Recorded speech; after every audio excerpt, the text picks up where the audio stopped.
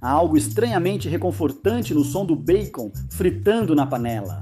Não é só cozinhar, é uma pequena apresentação matinal, um pequeno ritual que avisa ao seu estômago que o dia começou. Mas, por mais familiar que esse momento pareça, a verdade é que o bacon deixou de ser só para o café da manhã. E hoje vamos ver como ele passou a ser consumido em outros momentos.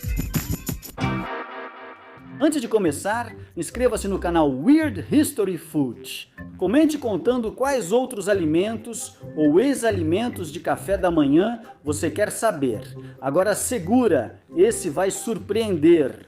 Você vai fazer o que eu faço e acreditar no que eu acredito. Então passe manteiga no seu bacon. É quase impossível determinar exatamente quando os humanos começaram a comer bacon, mas há uma boa chance de que ninguém se preocupou em anotar a data, porque isso aconteceu antes mesmo da escrita existir. Ou pelo menos na época em que as pessoas que se importavam com coisas como bacon já saberiam escrever. O porco sempre foi fácil de criar e curar, salgar e secar sua carne é uma prática milenar. Chineses e romanos curavam barriga de porco. Quem criava porcos logo percebeu que salgar e secar a carne preserva o alimento. Mas a palavra bacon tem sua própria história, vinda de uma família de termos germânicos. Bachen, baixo, baca eram termos para nádega ou parte do lombo do porco que pode ser fatiada. No século XII, os ingleses adotaram backen para se referir à carne de porco, não apenas tiras ou carne curada.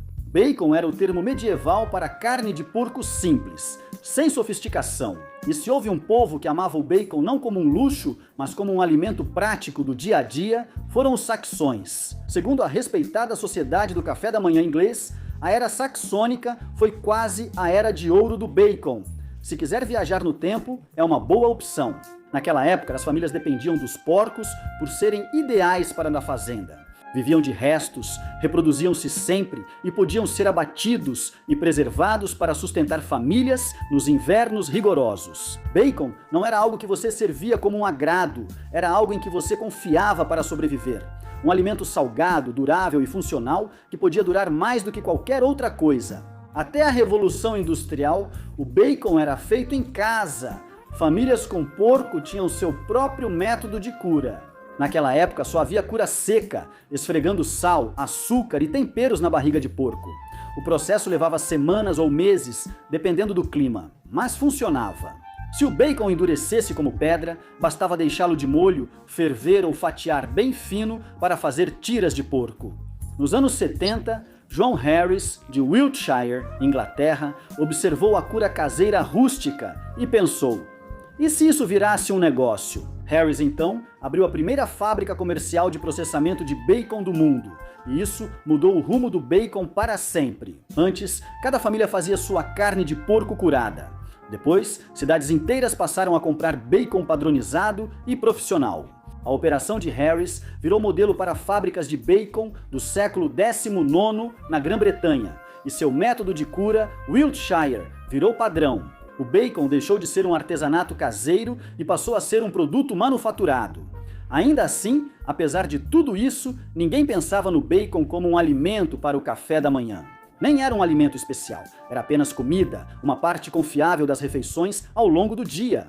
Se havia algum destaque, eram os ovos que já eram a estrela consolidada do café da manhã. Galinhas botam ovos de manhã, que são práticos e rápidos. O bacon ainda buscava seu propósito. Essa parte da história precisava de alguém que acreditasse que qualquer ideia valia se vendesse algo.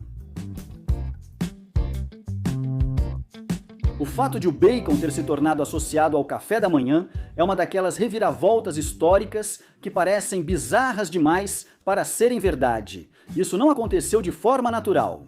Não houve um movimento popular pedindo que a barriga de porco virasse mascote das manhãs. Os americanos não acordavam pensando: e se meu café da manhã fosse mais crocante? Em vez disso, a mudança veio de um pânico corporativo. E essa empresa em pânico era a BeechNut.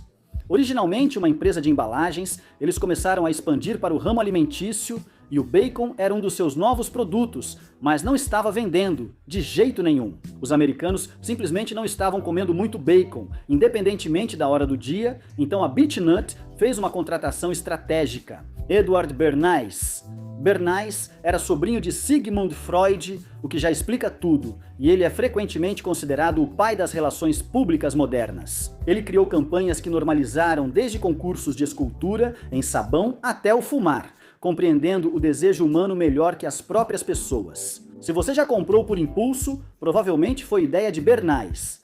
Quando ele resolveu o problema do bacon, ele ignorou sabor e tradição, focando só na legitimidade. Bernays entrou em contato com 1000 médicos com uma única pergunta, quase cômica de tão vaga. Um café da manhã reforçado era melhor para você do que um café da manhã leve? A maioria dos médicos concordou que um café da manhã reforçado dá mais energia e faz bem à saúde. Bernays pegou esse consenso e o conectou ao bacon, do mesmo jeito que um teórico da conspiração liga recortes de jornal. Médicos recomendam um café da manhã reforçado. Bacon e ovos fazem um café da manhã reforçado. Portanto, médicos recomendam bacon e ovos. Sem erro nessa lógica, mas o bacon recebeu seu doutorado. A campanha dominou jornais e rádio. De repente, o bacon não era só comida, era combustível aprovado por médicos, era endossado, era praticamente medicinal. Os anúncios mostravam famílias fortes e trabalhadoras começando o dia com bacon e ovos, e os americanos adoraram, literalmente e figurativamente. Entre 1920 e 1930, essa associação já era sólida, e o bacon virou parte fixa do café da manhã. Quero 4 fatias de bacon e nenhum ovo. Desta vez você quer 4 tiras de bacon e nenhum ovo. É isso que você quer no café da manhã, certo? Sim. A parte mais surpreendente é que essa não foi a história de um alimento lentamente se encaixando em um nicho cultural específico. Foi a história de um nicho sendo construído em torno de um alimento. O bacon virou símbolo do café da manhã graças a uma campanha de relações públicas que mudou os hábitos alimentares do país. Uma vez plantada, a ideia parecia natural e lógica. Bacon era do café da manhã, até que isso mudasse. Com o bacon já presente nas manhãs americanas, vale uma pausa na narrativa.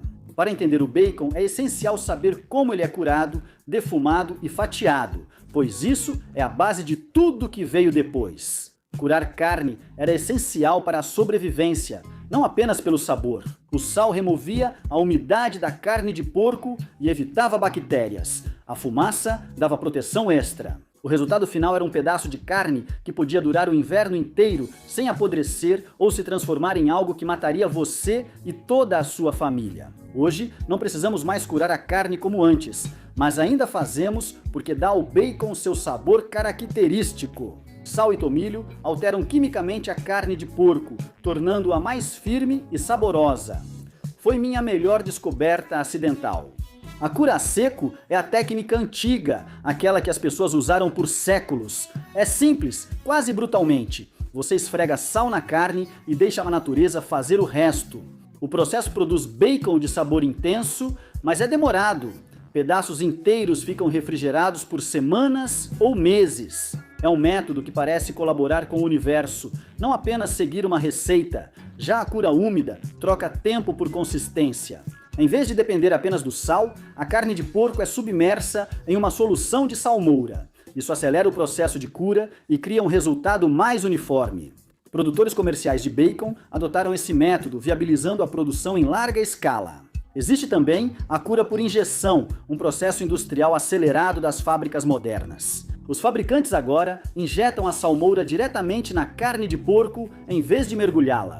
Isso reduz drasticamente o tempo de cura e produz o bacon macio, dobrável e levemente aguado com o qual a maioria dos americanos está familiarizada. Isso também explica porque muito bacon encolhe agressivamente na frigideira, o que é uma daquelas pequenas decepções das quais você nunca realmente supera. O tipo de bacon que você acaba tendo depende muito do corte. O bacon americano, ou side bacon, vem da barriga e é a tira crocante e gordurosa comum em lanchonetes. O bacon traseiro, preferido pelos britânicos, vem do lombo, é mais magro e tem textura parecida com presunto. A panceta é a versão italiana curada, não defumada, enrolada em tubo e fatiada fina. Há cortes especiais. bacon de pescoço, ombro, bacon cottage, ombro magro e bacon de papada, bochechas. Guanciale, embora não seja bacon, é tão parecido que os italianos usam na carbonara para dar um sabor incrível, como se anjos cantassem ao redor. Quanto às preocupações com a saúde, o bacon existe naquela estranha categoria nutricional em que todo mundo sabe que não faz bem, mas mesmo assim a gente simplesmente ignora e come. É rico em gordura, sódio e conservantes. A OMS já classificou carne processada como cancerígena, o que gerou pânico antes de todos lembrarem que sobreviveram a décadas de cheeseburgers com bacon. Moderação é a chave. Algumas fatias não fazem mal, mas ganhar alguns quilos, sim. Eu como 5 tiras de bacon e no almoço como um sanduíche de bacon. E para o lanche da tarde? Bacon! Bacon, o prato todo, porra. Nenhum cuidado nutricional evitou o que ocorreu depois. Para entender a evolução do bacon após o boom do café da manhã, é preciso olhar além dos Estados Unidos. No mundo, o bacon ganhou diferentes formas e reputações. Os britânicos mantiveram o back bacon, conhecido nos EUA como bacon canadense, nome que os canadenses não usam. Os alemães tinham o chebec, uma carne de porco curada, mais defumada e firme, muitas vezes consumida crua. Os italianos aperfeiçoaram a pancetta e a guanciale. A culinária japonesa começou a incorporar um bacon mais fino e macio em tudo, do ramen ao onigiri. O churrasco coreano desenvolveu verdadeiros rituais em torno do preparo de fatias grossas de barriga de porco, samgyeopsal, grelhadas sobre chamas na própria mesa. Com a expansão do bacon pelo mundo, surgiram várias alternativas ao produto. Quem não comia carne de porco buscou bacon de peru ou bovino, enquanto vegetarianos optaram por tiras simuladas de tempeh ou soja, temperadas e defumadas para imitar o original. Use um descascador ou mandolim fino na cenoura, adicione fumaça líquida e temperos e terá outra alternativa ao bacon. Surgiram produtos que mostravam o bacon como mais que comida, mas uma ideia. Pedacinhos de bacon que nunca chegaram perto de carne de porco de verdade, maionese de bacon, sal de bacon, bacon enlatado, grelha, sorvete de bacon, protetor labial de bacon. Se existia, alguém fazia uma versão de bacon. O mundo estava claramente se preparando para a transformação final do bacon. No início dos anos 2000, o bacon deixou de ser apenas acompanhamento de ovos e torradas e começou a surgir em lugares inesperados. Foi quando o bacon deixou de ser só do café da manhã e virou um fenômeno cultural. Algo que as pessoas usariam em camisetas de forma irônica, sendo amado e zombado ao mesmo tempo. Panquecas de bacon, é isso que você vai fazer. Em 2011, Bakken saiu do controle, com festivais de comida dedicando fins de semana inteiros a ele. Bares adicionaram bacon aos coquetéis, lojas de donuts colocaram bacon em barras de maple, hamburguerias gourmet colocavam camadas de bacon em hambúrgueres de 5 centímetros de espessura. Chefes criavam pratos inusitados com bacon, sorvete, vodka, marshmallows. As vendas dispararam. Em 2013, americanos compraram quase US$, 4 bilhões em bacon, recorde histórico. Naquela época, o bacon havia deixado o café da manhã para trás, tornando suas origens quase antiquadas. Estava por toda parte e prosperando no caos. Alguns pratos dessa época deveriam estar em um museu. A explosão de bacon, rolo de carne com linguiça e bacon que virou sensação online parecia ter surgido numa reencenação de batalha. O bacon empanado e frito, criado no Texas, virava uma tira crocante e gordurosa de decadência, quase exigindo um desfibrilador por perto. Bacon coberto com chocolate virou sucesso nas feiras estaduais, unindo doce e salgado de forma viciante, fazendo você querer mais. Tinha quiches, espigas, extratas e várias comidas com bacon. Tinha geleia de bacon, uma mistura doce de porco para passar no pão que a natureza nunca imaginou, mas que os humanos aceitaram mesmo assim. Nos anos 20, o bacon superou sua identidade. Tornou-se ingrediente, sabor, símbolo, piada, conforto e coringa culinário.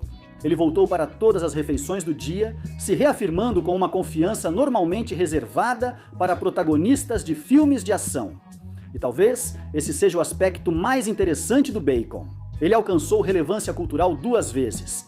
Primeiro, mudando o café da manhã americano com uma jogada de relações públicas.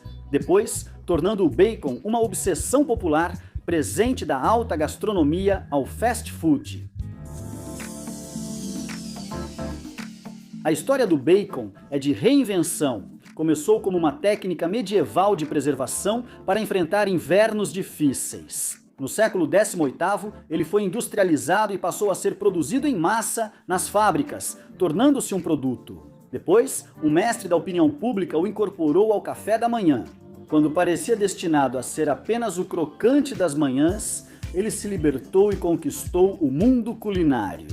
O bacon não escapou do café da manhã se rebelando contra ele. Escapou porque nós o amávamos demais para confiná-lo. Ele se tornou a maior estrela do café da manhã e então ficou grande demais para o café da manhã. Ele se tornou tudo o mais. Se o café da manhã foi o início do bacon, as últimas décadas foram sua sequência. Quando ele sobe na moto, atravessa os destroços em chamas e parte ao pôr do sol de óculos escuros e sorriso engordurado. Ele mereceu. O que acha? Tem algum outro alimento que você gostaria de ver a gente analisando em tamanho gigante? Conta pra gente nos comentários abaixo. E como sempre, obrigado por assistir Weird History Food.